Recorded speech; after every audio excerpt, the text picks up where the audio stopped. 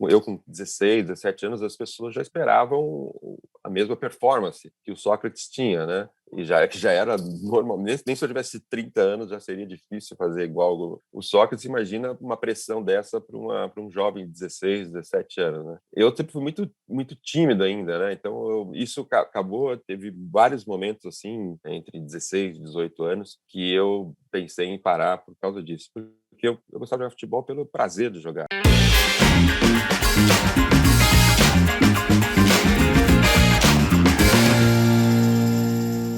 E aí, beleza? Hoje eu falo com um ex-jogador de futebol que foi o crush de muita gente, é um grande ídolo do São Paulo e do PSG até hoje. Se dependesse do pai, ele se chamaria Xelofonte. Mas que bom que tudo deu certo e ele ganhou o nome de Raí mesmo. Tudo bem com você, Raí? Olá, Fabi, tudo bem? Prazer estar com vocês aqui. Prazer, obrigada por estar aqui com a gente. Uma honra. Imagina, a honra é nossa, toda nossa. Ô, Raí, agora conta essa história, eu fiquei muito curiosa. Eu sei um pouco, mas eu quero que você fale com a gente. Que história que é essa de Xelofonte? Bom, isso faz parte um pouco do mito da família, né? Não sei se seria Xenofonte, mas o fato é que o meu pai morava na periferia de Fortaleza, era bem pobre, e ele teve que deixar a escola primária, ainda no começo do primário, e ele era autodidata, e ele lia muito e tal, e quando ele já mais adolescente, adulto, ele tinha as fases dele, né? Os interesses dele, né? Às vezes era a época do Freud, Napoleão. Ele pegava um tema, como ele não tinha muito orientação, ele ia pelo feeling dele, pelo que ele estava sentindo, pelo que ele queria conhecer. E aí, por sorte ou azar dos meus irmãos, eles, durante a fase dos primeiros filhos, ele estava na fase dos filósofos gregos, né? Da Grécia Antiga. Da mitologia. E aí, exatamente. Aí o primeiro foi o Sócrates, aí o segundo foi o Sóstenes, e o terceiro filho foi Sófocles. Você imagina, né, uma cidadezinha de 4, 5 mil habitantes no interior do Pará, um cearense, com 3 filhos chamados Sócrates, Sóstenes e Sófocles, né? Imagina, ele era um case lá da cidade, né? Quem é esse sujeito? Aí nós somos em 6, eu sou o último. Imagina o que queria sobrar para mim, por isso que vem a história do Xenofonte. Mas aí minha mãe convenceu, falando assim, vamos colocar o teu nome e tal, que é Raimundo, no quarto. E aí no quinto, o cearense, né, que sempre gosta de inventar, colocou Raimar, começo de Raimundo e final de Guiomar. E aí no sexto sobrou para mim, poderia sobrar muitas outras coisas, mas aí sobrou Raí. É só Raí. Tô no lucro, só Raí mesmo. Só Raí, que é o começo de Raimundo. Ele pegou e inventou um nome, que hoje já tem, né? Tem outros, talvez tivesse um ou outro, mas é um nome que eu gosto bastante, porque eu gosto de nomes curtos e gosto de nomes originais também. Uhum. E sonoro, 2 vogais, é fácil, ótimo. E ser considerado um galã mexeu com a tua autoestima? E como é que você lida com o processo de envelhecimento hoje em dia? Bom, eu tô com 56 anos e na fase mais, digamos assim, ter esse apelo de crush, de galã, porque estava também um sucesso, claro, sucesso no futebol, a exposição, a ser uma pessoa pública, isso também acaba amplificando, né, qualquer tipo de reação do público. E na época eu era casado, muito tranquilo, eu sempre fui mais caseiro, mais, né, na minha, reservado, e eu casei muito cedo, né, eu casei com 18 anos, então eu acho que isso me ajudou, de uma certa forma, a manter os pés no chão. E depois da carreira, até tinha me separado já, mas já estava um pouco mais maduro. Mas, obviamente, de 35, a gente para de jogar muito cedo, né? Eu não tenho uma tendência, por exemplo, a engordar, né? Que é apesar de já ter abusado muito, porque logo depois que você para a carreira, o meu atleta tem aquela, na maior parte das vezes, assim, nossa, não aguento mais correr e cuidar, fazer dieta, né? Então, às vezes, acaba se descuidando. Eu me descuidei, mas não tanto. Né, sempre procuro manter. E, claro, depois dos 50, eu começo a ter um pouco mais de cuidado, né? Começo a tentar buscar mais em informações. Eu acho que no DNA, eu posso dizer que sou privilegiado. Eu nunca fui um cara que me cuidei tanto, mas é claro que todos temos as nossas vaidades. Agora eu já estou começando a me interessar mais, ainda muito pouco, mas se eu puder agora fazer... Agora eu tô entendendo porque você aceitou o convite. Pegar umas dicas suas, né? Assim, agora ele tá começando a ficar interessado nesse negócio de beleza, né? De vaidade, autocuidado, né? Mas é importante, né? Acho que é importante se cuidar. Eu acho que, assim, não tenho nenhum orgulho de falar que eu sempre fui desleixado, né? De uma certa forma, a certo ponto. E, obviamente, que a minha carreira também fez com que eu, naturalmente, meu trabalho, as pessoas me pagavam para eu cuidar do meu corpo. Então, isso é um privilégio que poucos têm. Bom, e por falar em beleza, a gente pediu pra você escolher uma foto na qual você se visse, se sentisse gato, bonito, isso feliz com a tua própria imagem, numa vibe boa. Vamos ver que foto é essa? Ah, mas ele tá uma mão da porra. Esse é do black tie, umas poucas vezes que eu usei black tie. Eu tenho até outras fotos, né, que eu acho que poderia ficar impressionar mais. Mas essa daí, além de achar bem ali, né, tava elegante, tem a questão do prêmio, né? Esse é um prêmio que chama Laureus e é o Oscar Projetos Sociais Ligados ao Esporte, né? Pode se considerar assim. É um prêmio que tem todos os anos e dá, né, os maiores atletas em atividade ganham esse prêmio, em todos os esportes envolvidos, né, os grandes atletas. E como eu já tinha parado de jogar, a minha chance de ganhar era pela minha solução social, porque existe um prêmio, uma categoria que são atletas ou ex-atletas que têm um trabalho social relevante, reconhecido, né? Eu, em 98, antes de acabar a carreira, eu lancei a Fundação Gol de Letra, junto com meu amigo Leonardo, que já tem 23 anos aí, com mais de 25 mil crianças jovens atendidas, né, que virou referência na área de educação, projeto social, esporte, educação e cultura. Então eu tenho muito orgulho. Então acho que a beleza, né, Fabi, tem muito a ver com felicidade, né, você se sentir momentos que você se sente realizado. E esse foi um dos momentos, né, que um reconhecimento de uma ação social que não tinha a ver com futebol, não tinha a ver com a minha atividade principal, a qual eu sou mais reconhecido. Então, uma outra atividade que eu me dediquei e tenho muito, muito orgulho de ter ajudado, junto com uma equipe maravilhosa que existe na Gol de Letra, a transformar, né, ou ajudar a transformar a vida e a comunidade das pessoas onde a gente atende. Muito legal ver tua foto e escutar você falar, porque tem vários elementos assim que compõem, né, essa imagem de beleza. Parece clichê, né, essa coisa de... Mas é a mais pura verdade. Quando a pessoa está bem, está realizada... É verdade. É uma energia, assim, que pouca coisa consegue substituir ou esconder. É claro que você pode sempre realçar, e se você conseguir realçar a beleza daquilo que você já está se sentindo bem, melhor ainda, né? Já passou pela tua cabeça se envolver formalmente com a política, que obviamente a maneira como você se posiciona, como mesmo texto que você escreveu pro Le Monde, e tudo isso a gente já tá falando de política, porque tudo é política, né? Mas você tem interesse de se envolver formalmente com a política? Não, formalmente, assim, de ser um candidato, né? Eu não consigo imaginar. Eu brinco até com meus amigos, assim, quando eu me imagino naquelas, como que chama, os folhetinhos, assim, de campanhas, eu falo, não. Nos santinhos. Os santinhos, imagina. Mas hoje em dia é tudo digital, você imagina, passar no feed de alguém. Santo digital, velho, já mais velho, já não consegue nem acompanhar. Mas não penso nessa questão formal. Eu acho que eu tenho muito conhecimento adquirido aí na prática, na questão social, de participar de alguns movimentos. E eu acho que eu tenho condições de buscar conhecimento, fazer estudos, né, de cases de sucesso de cidades pelo mundo e no próprio Brasil, né, que deram certo na questão de educação. A minha grande obsessão é construir uma política pública, uma cidadezinha pequena, eu quero fazer cidade do Nordeste do Brasil, construir para uma cidade do Nordeste do Brasil, e adaptado à realidade deles e ligado à questão lúdica, né? Eu acho que também tem muito a ver com prazer, com felicidade e com aprendizado ao mesmo tempo, né? E aí, para mim, quando a questão lúdica passa para mim, claro, a educação como base, mas com esporte, atividade física e cultura, né? Eu acho que através dessas atividades a gente pode fazer uma revolução numa região, né? Investindo nas novas gerações e também, obviamente,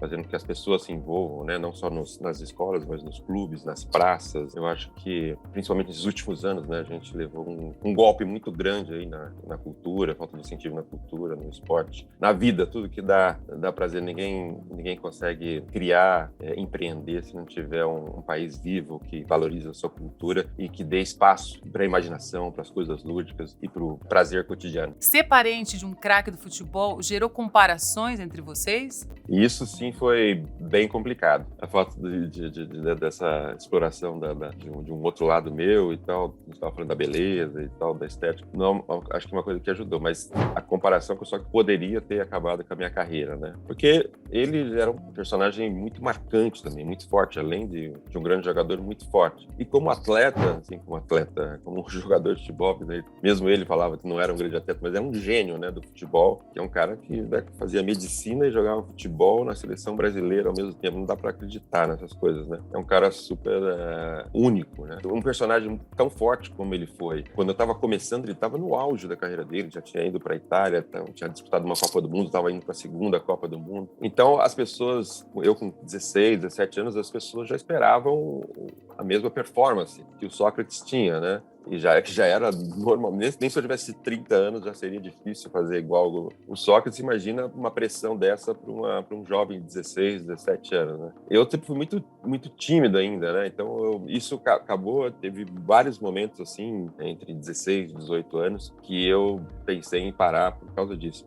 Eu gostava de jogar futebol pelo prazer de jogar mesmo. Eu nunca fui um cara que... Difícil, assim, né, para quem foi um profissional, assim. Mas é verdade, assim, eu nunca fui um cara obcecado, assim, não quero ser jogador de futebol. Eu sabia que era bom, não tinha muita noção e tal. Mas eu nunca fui, assim, com 12, 14 anos. Meu sonho era ser jogador. Meu sonho era ser mochileiro, viajar pelo mundo. Eu era um cara muito desligado de qualquer coisa mais pragmática nessa época. E foi uma coisa natural. E quando eu vi o que estavam cobrando de mim, não era o que eu gostava de fazer, que era jogar futebol, que era me divertir, isso me assustou bastante. Então quase que eu parei de jogar. Especialmente com 16 anos, né?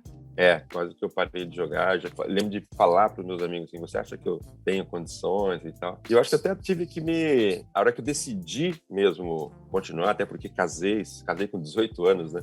Era a minha profissão ali, né? Então eu acabei levando a sério por causa também do casamento. E aí eu acabei, acho que mudando até o estilo de jogo, sou um cara bem mais dedicado fisicamente, né? De um cara... Eu acho que acabou fazendo bem, de uma certa forma, que eu tomei aquilo como um desafio, né? Eu sempre digo, assim, que o grande lance de um cara se dar bem numa atividade tão competitiva, né? Como é o esporte, é o seguinte, é quando você consegue pegar uma dificuldade e consegue transformar isso numa motivação. Claro que eu não sabia, nem queria ser o melhor que o Sócrates, mas eu queria provar que eu poderia ser atleta. A partir de 17, 18 anos eu falei assim, não, agora eu vou mostrar que eu tenho meu valor por mim mesmo e tal. Isso me fez amadurecer muito mais rápido, mas foi assustador no começo. Aí, a gente tem uma caixa de dúvidas aqui, onde o pessoal manda as dúvidas pra gente. São dúvidas de beleza e eu quero muito que você me ajude a responder, tá bom? O Cadu quer saber como fazer a limpeza correta do rosto antes de dormir. Você, Raí, costuma limpar a pele antes de dormir ou você não tá nem aí? Como eu te falei, eu sou mas não sou um bom exemplo. Mas hoje em dia, por exemplo, eu limpo mais vezes do que há um tempo atrás. Não faço, mas eu tenho a sensação de que, porque eu tenho a pele meio oleosa e tal, eu acho que isso às vezes poderia ajudar, né? Não sei, quero ouvir a especialista aí.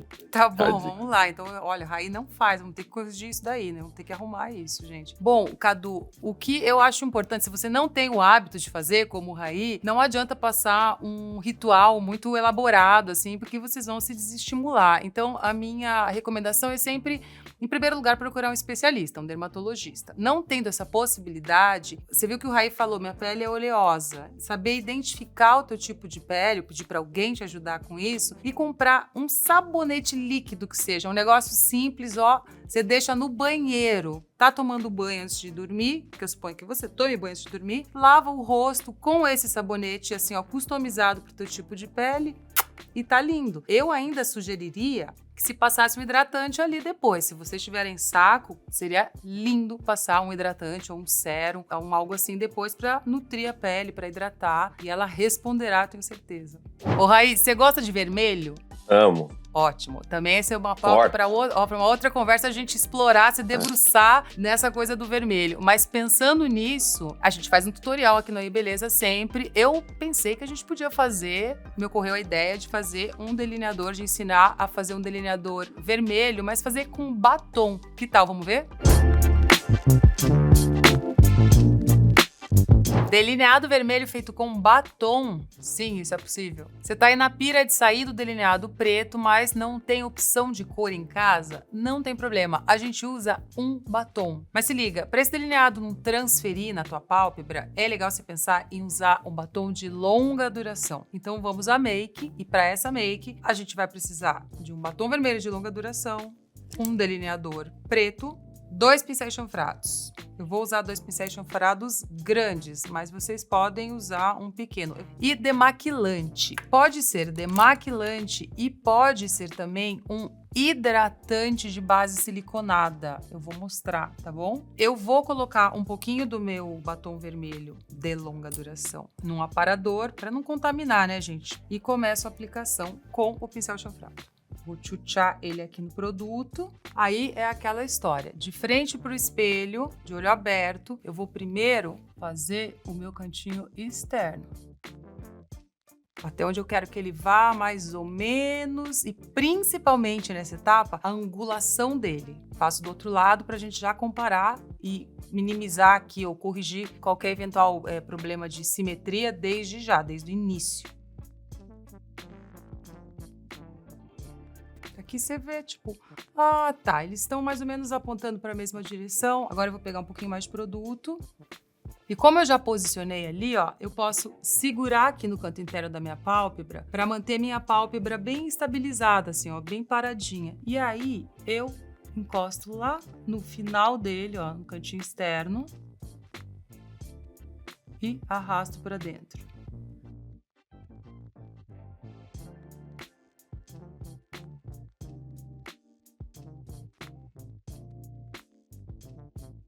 Repito a mesma coisa do outro lado. Encostei ali. Arrasto. Tá vendo que esse aqui tá com mais gancho? Ele tá fazendo uma curva maior. Nossa, e agora? Eu vou arrumar isso aqui agora mesmo, tá? Antes de seguir com o traço. E já quero aperfeiçoar também esse lado aqui. Isso aqui é um hidratante de base siliconada. Poderia ser um demaquilante, por exemplo. Então, ó, embebi o pincel chanfrado limpo, sem produto, no hidratante com base siliconada.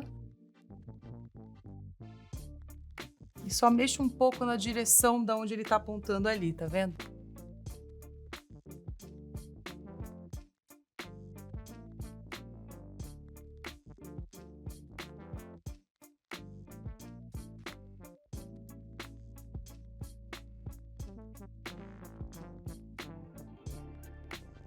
Olha, gente, eu tenho já o delineador. Fácil, fácil, fácil, não custou nada. É só tomar cuidado e fazer com calma, né? Programar planejar esse traço. Tipo, onde ele começa, a extensão que você quer dele. Aí fazer com calma, tipo, essa coisa de segurar a pálpebra para conseguir ter ela estável, para você deslizar de fora para dentro. Também uma ótima dica.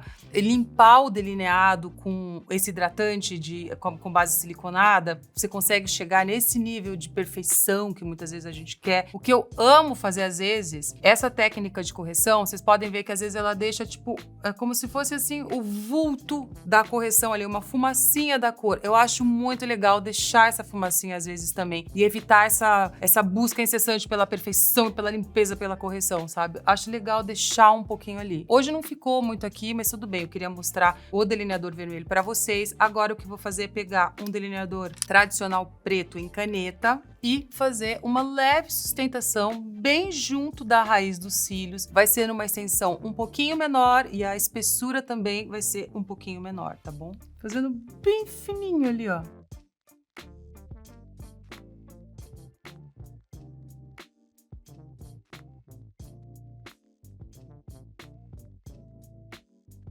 Ó, acabei o delineador preto, agora com lápis preto também de longa duração, o que eu vou fazer é só preencher a linha d'água superior ali, para evitar que fique aquela pele dessa linha d'água aparecendo.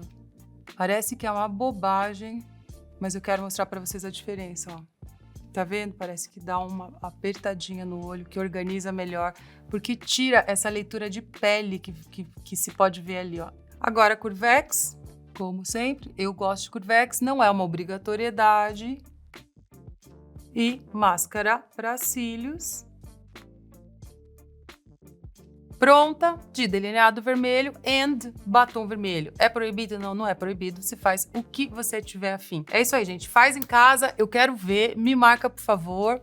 Um beijo, arrasa. O Raí, o que você acha que falta para o futebol feminino chegar no mesmo nível de paixão do público, interesse da indústria e no mesmo nível de remuneração do futebol masculino? Eu acho que falta tempo, tempo só, e por isso que a gente estava falando, né, de ter meritocracia, né, meritocracia. Então, hoje em dia você vai comparar o futebol masculino com o feminino, né, sendo que teve tanto preconceito, há pouco tempo atrás a mulher não tinha direito a jogar, né, nem podia jogar, faz tanto tempo assim. Então, aí depois o preconceito, até hoje, né, o preconceito para mulheres que jogam futebol, tá quebrando isso nas escolas, né? Ainda bem. Minhas filhas, quase todas, inclusive falei com a minha filha mais velha, que tá com 37, que tá jogando futevôlei agora, começou a jogar futevôlei. Ela nunca se interessou por futebol, agora tá jogando futevôlei. Então isso já é um reflexo, né? Que vai quebrando. Então, mas eu acho que da mesma maneira que a gente fala, né, das desigualdades, do racismo, e que tem que ter compensações, eu acho que no futebol feminino também, né? Então a gente tem que incentivar, por exemplo, não tem retorno comercial, tá? Não tem retorno comercial porque não aparece na mídia, por exemplo. Pô, vamos fazer um esforço de aparecer mais, porque aí vai ter mais reforço. Uma coisa puxa a outra. Se você nunca mostrar, também nunca vai ter reconhecimento. Claro. Se tiver reconhecimento, não vai ter incentivo, não vai ter financiamento, não vai ter... Então, é um ciclo, mas que a gente já vê aqui na Europa países que se desenvolveram bastante porque tiveram esse incentivo. A gente já falou um pouquinho de um texto que você publicou no jornal francês, o Le Monde, chamado A Peste Brasileira. Nesse texto, você estava se posicionando politicamente. Qual é a importância, na tua opinião, de uma pessoa pública tomar partido em assuntos que norteiam o rumo do país e de uma sociedade? Bom, primeiro de tudo que a gente chegou a um absurdo, né, custando centenas de milhares, né, de vidas, né? Eu acho que chegou ao cúmulo. Então isso não, as pessoas que têm alguma dúvida de se posicionar ou não se posicionar, eu acho que a gente tem que, e olha que eu não sou a pessoa mais radical do mundo, mas acho que são as coisas inaceitáveis, né? Essa coisa da indignação, né, do que o brasileiro sempre, na média, sempre teve uma dificuldade. A consequência está sendo as pessoas morrerem, né? Acho que a violência, por exemplo, que a gente está vendo no Brasil, né? A gente vê os absurdos que estão acontecendo. Não vamos falar dos desastres naturais, ainda que são absurdos também, né? Políticos, mas o Brasil nunca foi um país, quer dizer, nunca foi, piorou muito a questão da violência. Por quê? Porque sempre foi muito complacente com essa injustiça social. E eu acho que isso, e aí falo que eu não sou das pessoas que mais se posicionaram e tal, e me cobro isso, né? Porque o fato de você não se posicionar já tá... Essa apatia hoje não tem mais lugar. A gente estava falando de Brasil e mundo ao mesmo tempo, né? A gente às vezes desconecta, mas as coisas estão sempre conectadas. O Brasil vinha num momento de redemocratização, na organização da sociedade civil, diminuição, né? Começando a diminuir a desigualdade lentamente, mais velocidade muito mais lenta do que a gente queria, mas vinha e de repente, né, vem uma radicalização que aconteceu e aí se junta um movimento global de extrema direita, né, de absurdos, de preconceitos, né, de negação da ciência, de caça ao meio cultural. Então, tudo que é morte, que leva à morte, quando eu falo morte, exatamente, literalmente, mas também a destruição da natureza. Eu acho que assim, o espectro ideológico entre direita e esquerda não é equilibrado. Quer dizer, a partir de um momento você começa a ser perverso, a tentar incentivar o ódio, a ser extremista, a querer só prejudicar outras raças, outros pensamentos, outras ideologias em pró de uma minoria, de uma elite, né? E isso é inaceitável, né? Então, eu acho que a realidade, se antes já era importante das pessoas se posicionarem, das pessoas públicas se posicionarem, agora é vital, né? Literalmente vital, porque o mundo mudou. Aí, para encerrar o nosso bate-papo, nós vamos brincar de bate-pronto, tá? Eu vou te fazer uma pergunta, papum, você me responde o que tiver à cabeça, sem elaborar demais, sem pensar demais, tá bom? Ok. O que te faz chorar?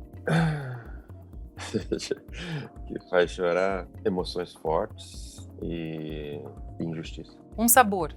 Morango. Seu tipo de vinho favorito, a uva, né? Não precisa falar marca de vinho, a uva. Pode ser só a uva ou a região.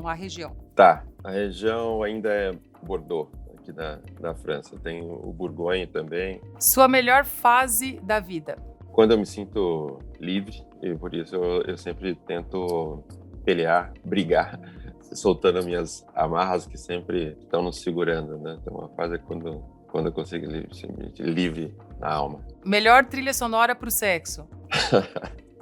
Melhor trilha sonora pro sexo? Uau! O grito. O som do sexo. Eu entendi. É música, né? É música, totalmente música. As melhores.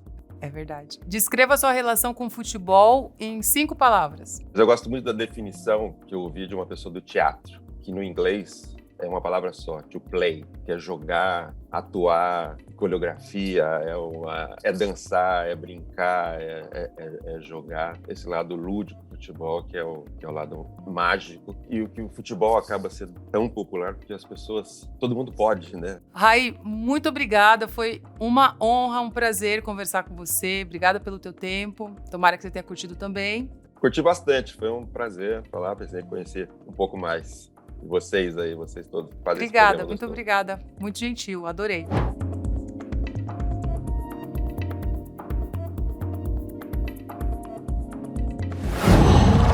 Qual?